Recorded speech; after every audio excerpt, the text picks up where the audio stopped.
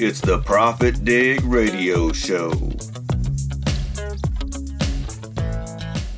Hello, I'm Jerry Work with ProfitDig. I'm Jeff Spencer with ProfitDig. So Jeff, let's talk about some of the things that a new construction company owner should consider when bidding on a job. Well, there's a lot of things to consider. We're going to go over just a few things, that kind of get everybody's mind in the same path, and things that are important to me, to utilize my business and make sure that I'm looking out for the best interest of it and making sure it's a profitable business.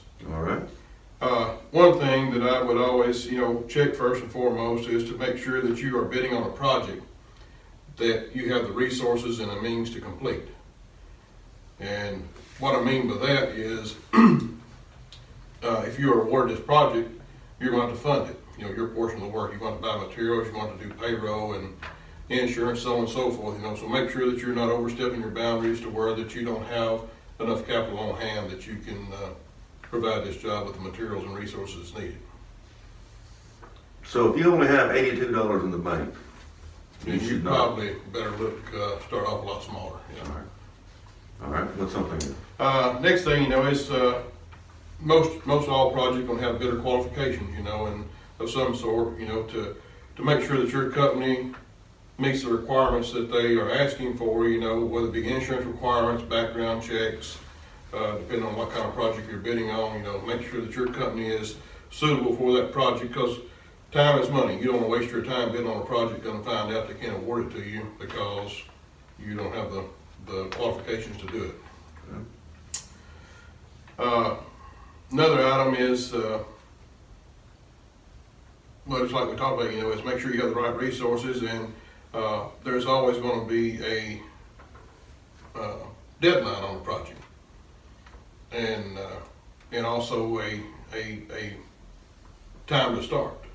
Okay. You want to make sure that if you already have projects going and the projected start date for this project is 2 months from bid date, you need to look at your workload and make sure that you have the available equipment, the available men to start that project, in that amount of time. So what can happen if you are not able to meet the deadline on the job? But if, a lot of times, and most jobs have some sort of liquidated damages. Every once in a while you see one with $500 a day, sometimes $1,000 a day, sometimes $1,500, $2,000 a day liquidated damages, and that is for every day that you go past the completion, the projected completion date. And so that can get in the man's pocketbook pretty quick and could possibly put him out of business, especially if he's a new construction business just getting started. Sounds like it. All right. What's something else? Always know your drawings. Know the job. First and foremost.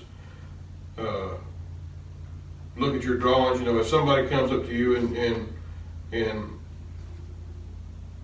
gives you a job to bid and say it's out of your county or somewhere you're not familiar with, know the ins and outs of that job, of that project. Know how you're going to get equipment in and out, know how you're going to deal with deliveries, get materials on site, off site, and just know your drawings, what they consist of, and as far as your scope of work, what you're bidding on, know that you've got everything covered.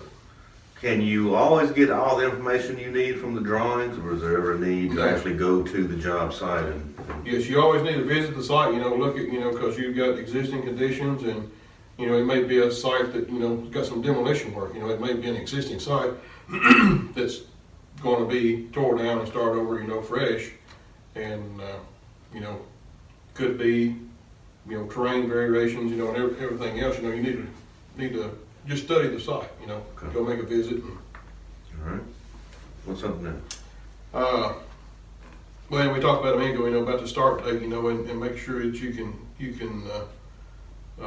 That's very important, to make sure that you can, because especially if you're dealing with a new general contractor you never dealt with before, or new city or municipality, you don't want them to have the perception that, hey, your business is going to be here to start work on such and such date, and then you can't make it. I just want to emphasize that again, that you need to really pay attention to that and make sure that you can mobilize and start this when they're ready for you. Well, if I'm not able to start on that date, what can I do? Is there any way?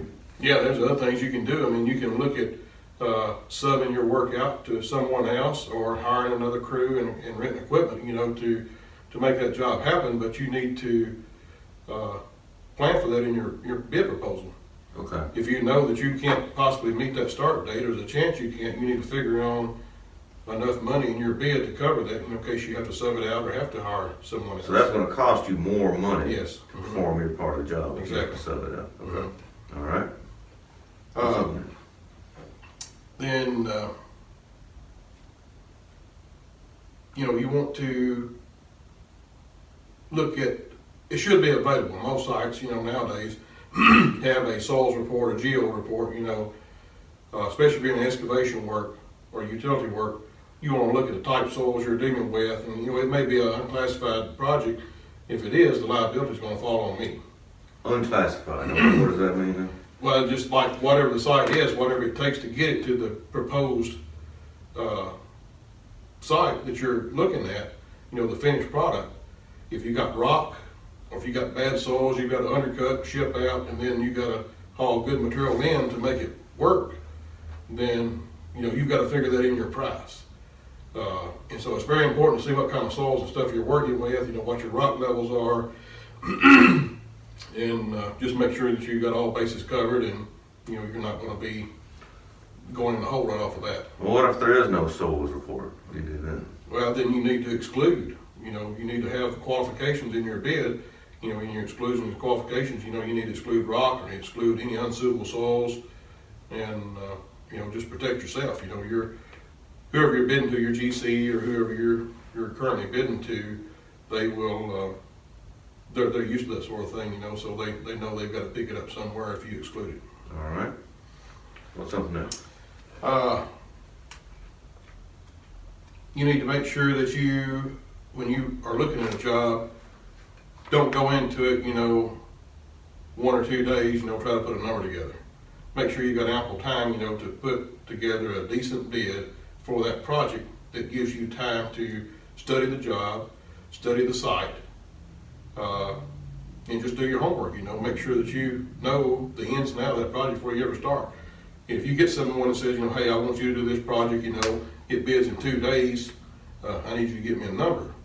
You've got to, as bad as you hate to turn down work, you're like, well, I want to do this for you, but, I need 7 days, or I need 10 days, depending on the size of the job. Just make sure that you are covered and have enough time to put your bid together. So it's better to pass on a job than it is to try to crunch a bid at the last minute. Yeah.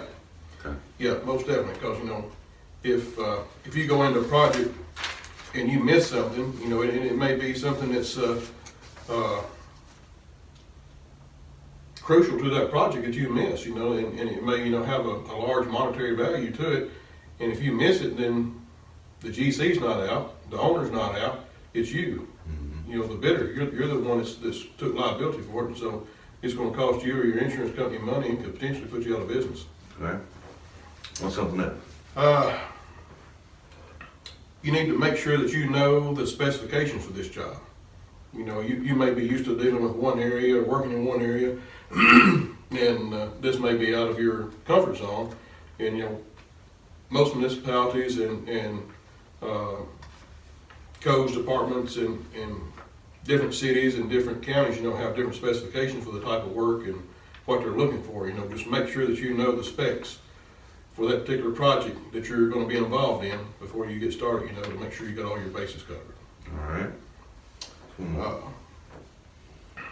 And when you're pricing a project, you've got to have materials to do it, and you need to reach out to your suppliers. You may have a good relationship with one supplier or 2 suppliers, but whatever, whether it be stone, pipe, storm drainage, whatever materials you're purchasing, don't just base it on one quote. Get multiple quotes to where you're getting the best price that's going to benefit you and help you to get that project. All right. Yes, one more. One more. There's always changes on drawings. It's kind of like we was talking about, make sure you have ample time to bid it. Engineers, they're most times they're under the gun too, you know, they're trying to crank out a project as quick as possible. Well, they miss stuff, and then they have to go back, you know, as we as bidders ask questions, then they add addendums.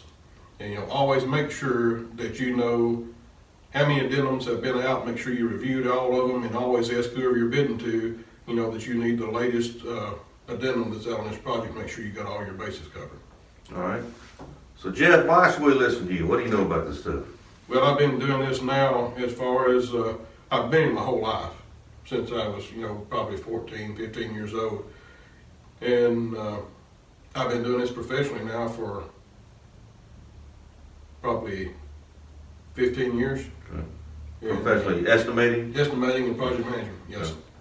All right. And, you know, I've learned lessons the hard way because I didn't have somebody to tell me, you know, what we're trying to help other people avoid. But you know, the old saying is, I went to school of hard knocks. All right, Jeff, sounds like some good advice there. Appreciate you. You bet, Jerry. Thank you. Y'all check us out online, ProfitDig.com. See y'all next time.